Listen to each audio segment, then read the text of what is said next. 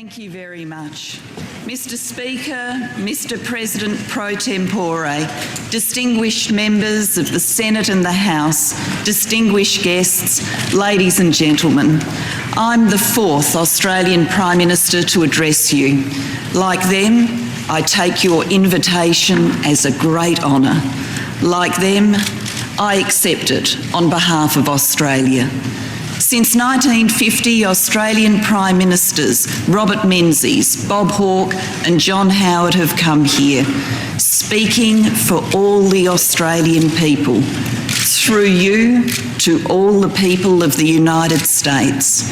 They each came with a simple message, a message which has been true in war and peace, a message which has been true in hardship and prosperity, in the Cold War and in the New World, a message I repeat to you today.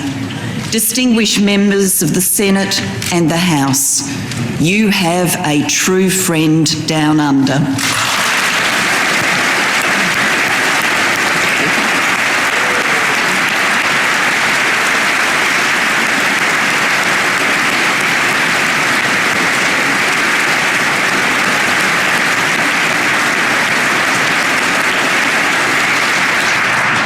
For my parents' generation, the defining image of America was the landing at Normandy. Your boys of Pronto risking everything to help free the world. For my own generation, the defining image of America was the landing on the moon. My classmates and I were sent home from school to watch the great moment on television. I always remember thinking that day, Americans can do anything.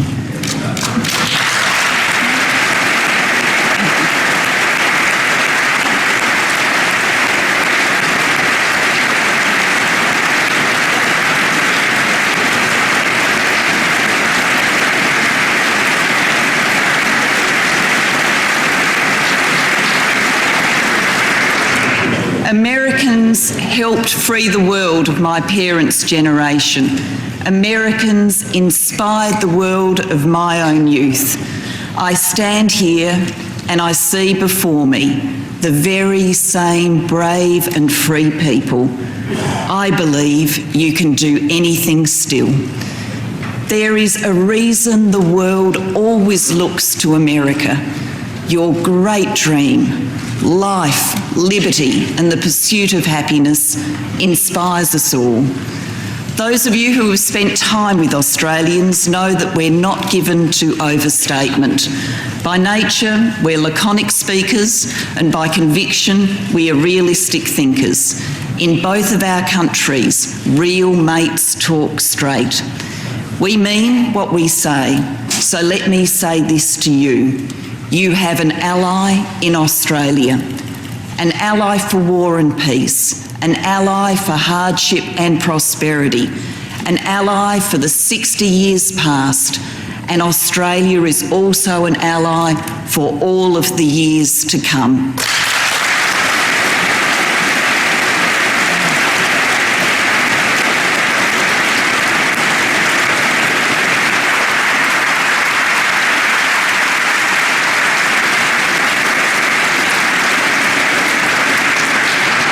Geography and history alone could never explain the strength of the commitment between us. Rather, our values are shared and our people are friends. This is the heart of our alliance. This is why, in our darkest days, we've been glad to see each other's face and hear each other's voice. Australia's darkest days in the last century followed the fall of Singapore in 1942, and you were there with us. Under attack in the Pacific, we fought together, side by side, step by bloody step. And whilst it was Australian soldiers at Milne Bay who gave the Allies our first victory on land in the Pacific War, it was American sailors at the Battle of the Coral Sea who destroyed the fear of an invasion of Australia.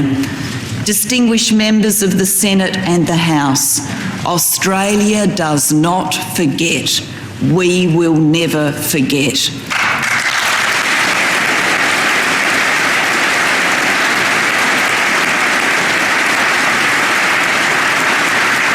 The ultimate expression of our alliance, the ANZUS Treaty, was not signed until 1951, but it was anticipated a decade earlier in the judgments, the clear, frank and accurate judgments of an Australian Prime Minister, and in the resolve, the extraordinary, immovable resolve of an American President.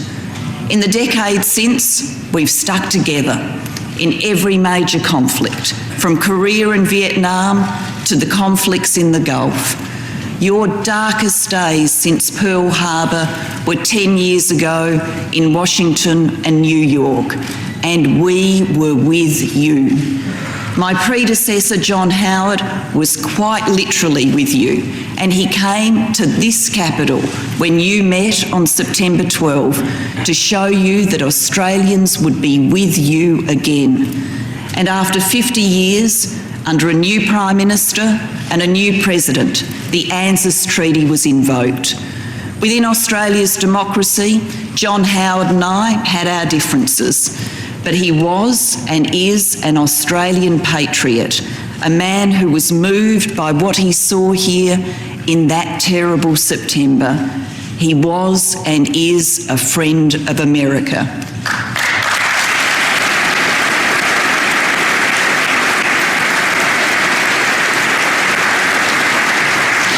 When John Howard addressed you here in 2002, we were already with you in Afghanistan, and we are with you there still. I want you to know what I've told Australia's Parliament in Canberra, what I told General Petraeus in Kabul, what I told President Obama in the Oval Office this week. Australia will stand firm with our ally, the United States.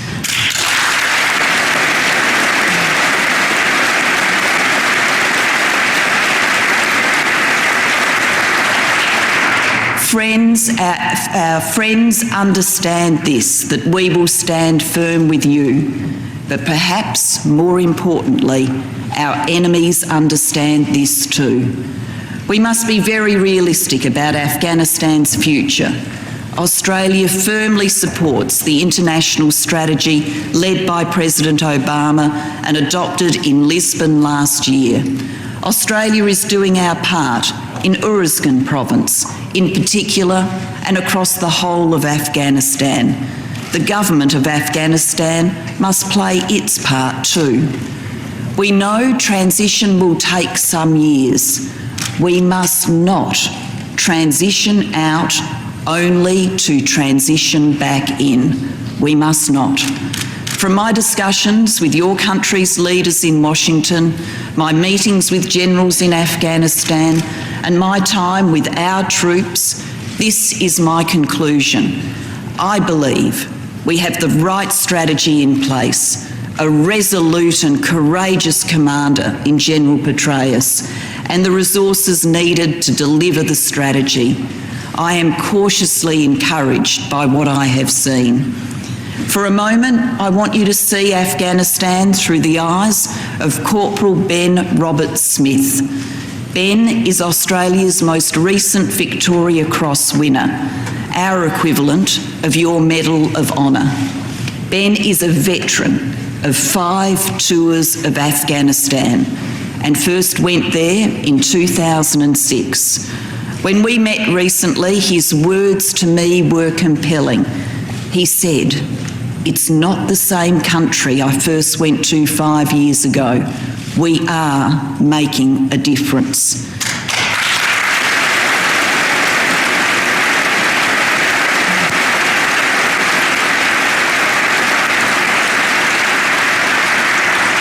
Friends, there are hard days ahead. I flew to your country the day after attending the funeral of a young Australian who served in Afghanistan. Sapper Jamie Larkham was from my home state of South Australia, from a small community with the most perfectly Australian name, Kangaroo Island. Jamie's life's ambition was to serve his country. He was a long way from Kangaroo Island when he made the ultimate sacrifice. We will remember. I know very many young Americans have served their country and lost their lives in Afghanistan too. As a friend, we share your grief.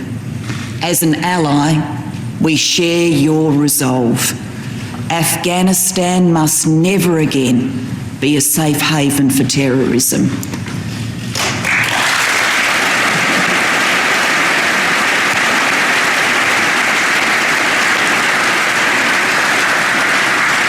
Just as our security alliance is one for war and peace, our economic partnership is one for hardship and prosperity. In hard days, we work together. Our societies share a deep understanding of the importance of work. We believe life is given purpose and direction by work. Without work, there is corrosive aimlessness. With the loss of work comes the loss of dignity. That's why in each of our countries, the great goal of all we do in the economy is the same. That great goal is to ensure that everyone who can work does work. In turn, this is why each of our countries took early and strong action in the face of the greatest threat to the world's economy since the Great Depression. And we did not just act locally or individually. We worked together when hardship came. It was difficult, but we did it together.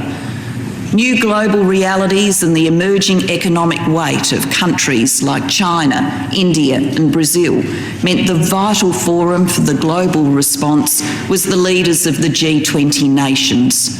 My predecessor, Kevin Rudd, worked hard to ensure this was so. The world needed a global response to the economic crisis, and global leadership was vital. Together, the G20 coordinated $5 trillion in fiscal stimulus for the global economy. While there has been very real pain, the global response averted true economic disaster. Economic stimulus has been crucial to limit the worst effects of the downturn. Economic reform is crucial now to deliver the best hopes for a strong recovery. Like you, I'm a leader in a democracy. I know reform is never easy, but I know reform is right. The general economic outlook remains fragile and uncertain. Global economic balances persist, and we must address them or risk future instability. Your leadership in the G20 is still needed to ensure we make the reforms which will keep the global economy on the path to strong, sustained and balanced growth. And that is the path to growth in America as well. We worked hard with you during the global economic crisis to resist protectionist pressures. This only built on our decades working together to promote free trade in the world. I know many of you worked hard to achieve the Australia-US Free Trade Agreement. Can I say to each of you today, thank you.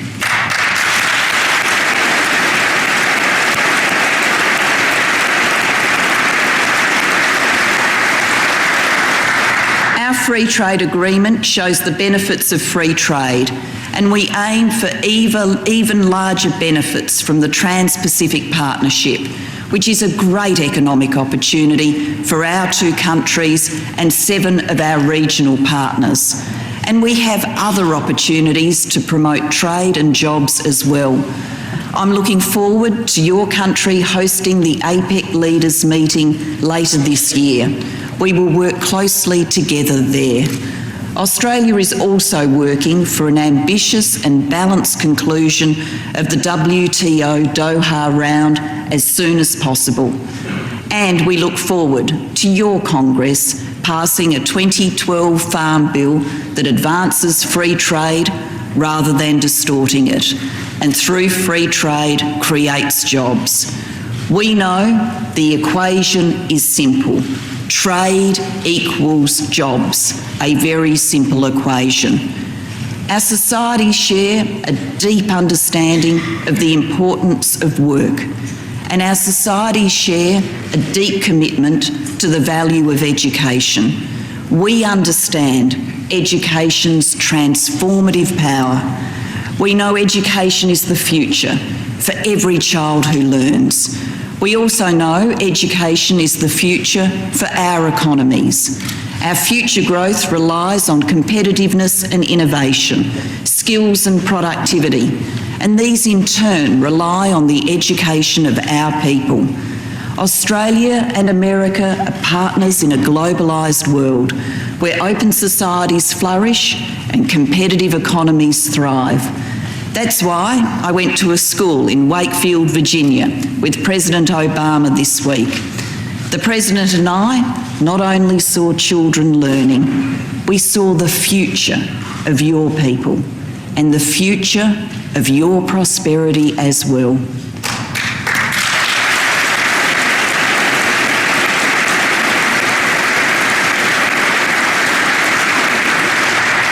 Australians are deeply grateful to your greatest generation for their mighty deeds. This week, I've seen a new generation of Americans. I genuinely believe they can be greater still.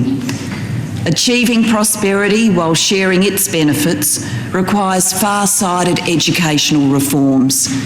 In the same way, achieving growth while caring for our climate requires far-sighted economic reforms. Breaking the link between economic growth and emissions growth is a difficult challenge for our economies, and we can only achieve it by working together. Our cooperation in key international forums and in research and development is making an important contribution.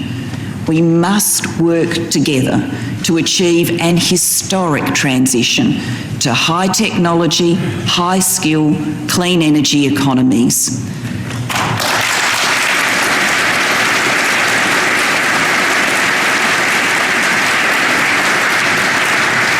Shared values are the basis of our security alliance, and shared values are the basis of our economic partnership as well. Through hard work and education, we can deliver a strong economy and opportunity for all. Americans are great optimists, and Australians will always have a go. So conceived in the Pacific War and born in the Cold War, adapted to the space age and invoked in the face of terror, our indispensable alliance is a friendship for the future. It is this year the 60th anniversary of the signing of our treaty. It is because of that I have the opportunity to speak to you today. For that, I'm grateful. As I said to President Obama, it is an alliance 60 years young, with so much future to share. And this is a timely opportunity, not so much for reflection on the past as the discussion of our future. The bipolar world in which our alliance was signed has long since disappeared. I'm not sad about its passing. Hundreds of millions of people have a better life today. Democracy and human dignity have spread wide in the world in the last 20 years. We've seen this from Eastern Europe to East Asia in recent years, and we are seeing the hope of it in the Middle East right now. We understand that nothing is certain. There is still much for the people of the Middle East to do, and the governments of the world will be called on to help them do it. Yet I believe what we are seeing is unchanging realities of human nature finding a new expression in a new way. For Australia's part, we will do what we can and work with you to support orderly transitions to democracy, to foster human rights and religious freedom within the countries of the Middle East, and to secure a lasting peace between them. A peace where no nation threatens another, which is why we join you in condemning Iran's nuclear program.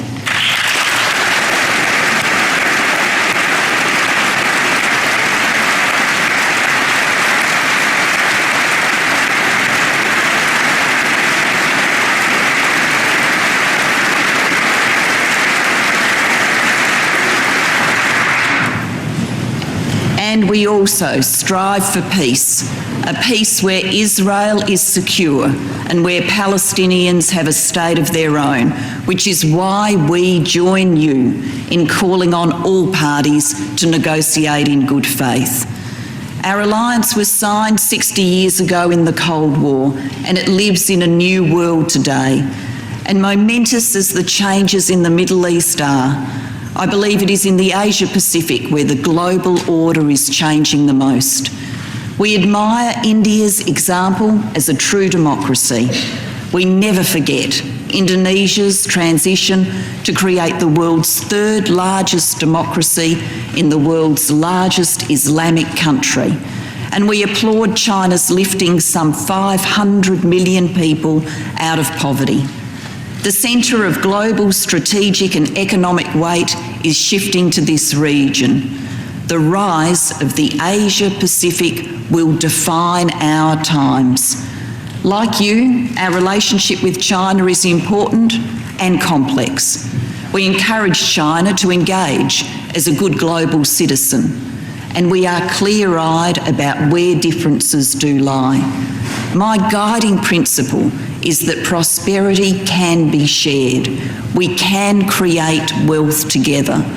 The global economy is not a zero-sum game. There is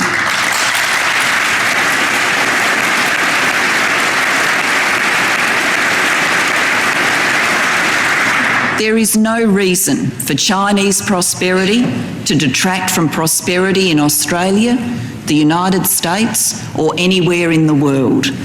America has always understood this principle of the economy, that everyone can benefit when everyone competes. And for 60 years, your leadership in the Asia-Pacific has showed this. Your commitment to free trade and investment fueled the growth. Your presence and network of allies ensured the stability. You were indispensable in the Cold War, and you are indispensable in the new world too. So your growing engagement with key countries in the region, like Japan, India, South Korea and Indonesia, is enormously welcome.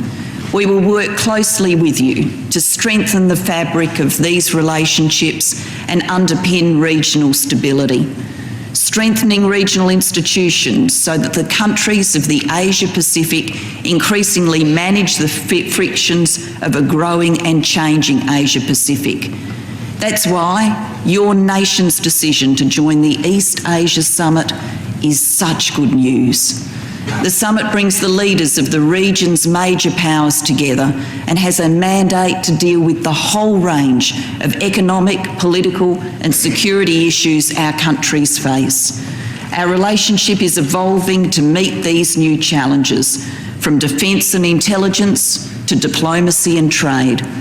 Australia in the south, with South Korea and Japan to the north, form real Asia-Pacific partnerships with the United States, anchors of regional stability, an alliance which was strong in the Cold War, an alliance which is strong in the New World. In both of our countries, true friends stick together. Our nations do this, and our people do this as well. Nothing better tells this truth than the story of two firefighters. Many Australians and Americans worked together in the late 1990s to be ready to protect the 2000 Sydney Olympics from possible terrorist attack. One group of Australians spent 2 months in New York training and working, including a long time with New York's Fire Department Rescue 1. They worked hard together and became more than colleagues. They became mates. So when it was time to go home, the Australian commander gave Rescue 1's chief his Australian Army slouch hat, and the chief presented the Australians with a battle-scarred fire helmet, dated December 1998 and signed by members of the Rescue 1 crew, including Kevin Dowdell. 3 years later, Kevin Dowdell was one of the hundreds of New York firefighters killed when the towers came down. Kevin led his men in. His remains were never found. But that helmet was in Australia. An Aussie firefighter, Rob Fray, found Kevin's sons. James Dowdell is one of New York's bravest, a firefighter like his father before him. Patrick Dowdell is wearing his country's uniform in Afghanistan. Rob came to America to give James the helmet his father signed, a precious possession, a last link to a father lost. And I give you their story, a precious possession too. These two men are here today. Rob, James, good on you.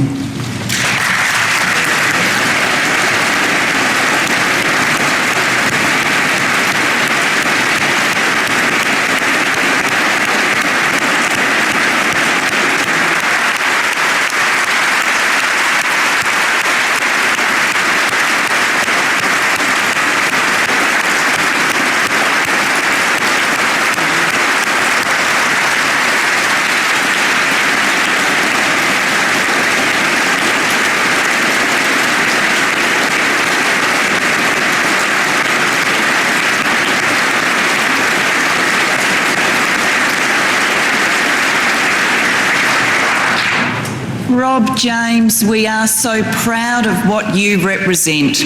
Your story says it all about the friendship between Australia and the United States, together in the hardest of times, friends for the future. When our alliance was signed 60 years ago, the challenges of the space age were still to come. The challenges of terrorism were still to come. For 60 years, leaders from Australia and the United States have looked inside themselves and found the courage to face those challenges. And after 60 years, we do the same today, to protect our peoples, to share our prosperity, to safeguard our future. For ours is a friendship for the future. It has been from its founding, and it remains so today. You have a friend in Australia, and you have an ally, and we know what that means. In both our countries, true friends stick together. In both our countries, real mates talk straight. So as a friend, I urge you only this: be worthy to your own best traditions. Be bold. In 1942, John Curtin, my predecessor, my country's great wartime leader, looked to America. I still do. This year, you mark the centenary of President Reagan's birth. He remains a great symbol of American optimism. The only greater symbol of American optimism is America itself.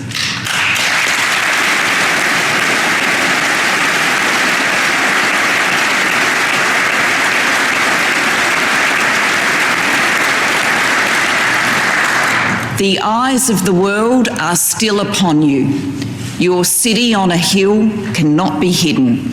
Your brave and free people have made you the masters of recovery and reinvention. As I stand before you in this cradle of democracy, I see a nation that changed the world, a nation that has known remarkable days. I firmly believe you are the same people who amazed me when I was a small girl by landing on the moon. On that great day, I believed Americans could do anything. I believe that still.